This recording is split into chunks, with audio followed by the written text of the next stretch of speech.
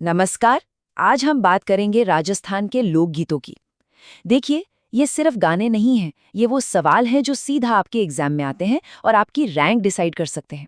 ये यहाँ की संस्कृति की आत्मा है, लोगों की भावनाओं का आईना। तो चलिए इस संगीत में सफर पर चलते हैं और हर उस जरूरी गीत को समझते हैं जो परीक्षा में पूछा जाता है। सोचे, खुद महात्मा गांधी ने लोक गीतों को हमारी संस्कृति का पहरेदार कहा था। इससे हम समझ सकते हैं कि ये कितने गहरे और महत्वपूर्ण है। मतलब, ये सिर्फ एंटरटेनमेंट का साधन नहीं, बल्कि हमारी पूरी की पूरी विरासत का एक जीता जागता सबूत है। तो आज के इस सफर में हम क्या क्या देखने वाले हैं? सबसे पहले तो समझेंगे कि भाई लोकगीत हैं क्या। फिर जानेंगे हर मौके के खास गीत, विरहा और प्रेम के सुर, और देखेंगे कि अलग अलग इलाकों की अपनी क्या पहचान है। और हाँ, सबसे आखिर में वो फैक्ट्स जो सीधा एग्जाम में टपकते हैं। तो चलिए कहानी शुरू करते हैं बिल्कुल बेसिक से, संस्कृति की आत्मा। इससे पहले कि हम गीतों के टाइप्स में घुसें, ये समझना बहुत जरूरी है कि लोकगीत आखिर होता क्या है और क्यों इसे राजस्थान की आत्मा कहते हैं। तो लोकगीत है क्या? देखिए, बहुत सीधी सरल भाषा में कहें तो ये आम लोगों की आवाज है। उनके सुख दुख, उनकी संस्कृति, सब कुछ इन गीतों में झलकता है। इनमें कोई शास्त्रीय संगीत जैसे कड़े नियम कानून नहीं होते।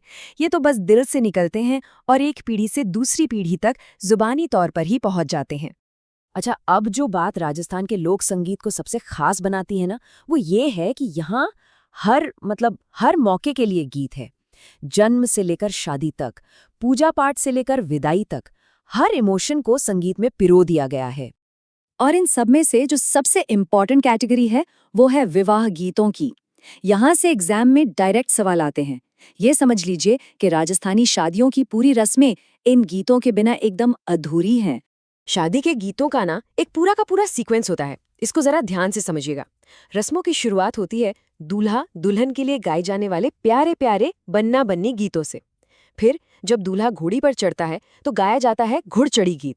अच्छा, वर वधू को बुरी नजर से बचाने के लिए कामन गीत होते हैं। और आखिर में वो सबसे इमोशनल मोमेंट, जब गाए जाते हैं दिल को छू लेने वाले विदाई गीत।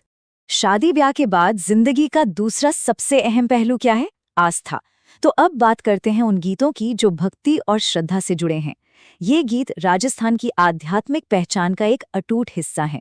ये जो टेबल आप देख रहे हैं ना, ये इस पूरे टॉपिक की सबसे जरूरी स्लाइड्स में से एक है। स्क्रीनशॉट ले लीजिए, नोट कर लीजिए, क्योंकि यहाँ से मैच द फॉलोइंग वाले सवाल सीधे बनते हैं। तो एकदम रट लेना है। लंगूरिया गीत कैला देवी, तेजा गीत तेजा जी, पावड़े पाबूजी के लिए, और ब्यावले ये रामदेव जी की भक्ति में गाए जाते हैं। इसको बिल्कुल मत भूलिएगा। संगीत में सिर्फ जश्न और भक्ति ही नहीं होती, इसमें बिछड़ने का दर्द यानी विरह भी होता है। तो अब हम उन गीतों की बात करेंगे जो किसी अपने से दूर होने की जो पीड़ा होती है ना, उसे बड़ी खूबसूरती से बयां करते हैं। इनमें कुछ बहुत फेमस विरह गीत हैं, जैसे जैसलमेर का मशहूर ज़ोरावा गीत। फिर आता है कुरजा गीत, जिसमें एक पंछी कुरजा को मैसेंजर बनाया जाता है। सुपटियो गीत है जो एक भीलनी स्त्री की विरह वेदना को दिखाता है। और कागा गीत, जिसमें कौवे को उड़ाकर अपने प्रिय तक संदेश भेजा जाता है। चलिए अब थोड़ा राजस्थान के अलग अलग इलाकों की सैर करते हैं। यहाँ की एक और खासियत है कि कई लोकगीत खास इलाकों से जुड़े हुए हैं, और एग्जाम के पॉइंट ऑफ व्यू से ये क्लासिफिकेशन बहुत बहुत इंपॉर्टेंट है। चलिए दो बहुत फेमस गीतों को कंपेयर करके समझते हैं। एक तरफ है घूमर गीत, जो मारवाड़ इलाके में बहुत फेमस है और घूमर डांस के साथ गाया जाता है। वहीं दूसरी तरफ है बिछुड़ो गीत, ये हाड़ौती क्षेत्र का है। इसकी कहानी भी बड़ी इंटरेस्टिंग है। इसमें एक बिच्छू के काटने पर एक महिला अपने पति से दूसरी शादी करने को कहती है। देखिए, एक तरफ जश्न, दूसरी तरफ एक अलग ही इमोशन, यही तो खासियत है। अब बात करते हैं गौरबंद गीत की। इसको याद रखने का एक बहुत आसान तरीका है।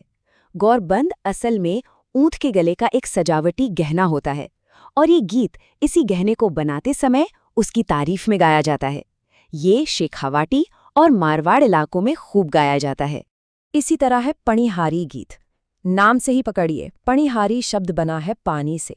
तो ये गीत वो महिलाएं गाती हैं जो कुएं या तालाब से पानी भरने जाती हैं, और इस गीत के जरिए वो अपने पतिव्रता धर्म पर कायम रहने का संदेश देती हैं। चलिए अब आते हैं मुद्दे की बात पर, वो हिस्सा जहां से एग्जाम में सवाल बनने के चांसेस सबसे ज्यादा होते हैं। इस सेक्शन पर अपना पूरा ध्यान लगा दीजिए, क्योंकि यहाँ बताए गए फैक्ट्स अक्सर रिपीट होते हैं। तो एक सीधा सा सवाल जिसका जवाब हर सीरियस एस्पिरेंट को पता ही होना चाहिए। राजस्थान का राज्य गीत यानी स्टेट सॉन्ग कौन सा है? जरा सोचिए, बहुत ही फेमस गीत है।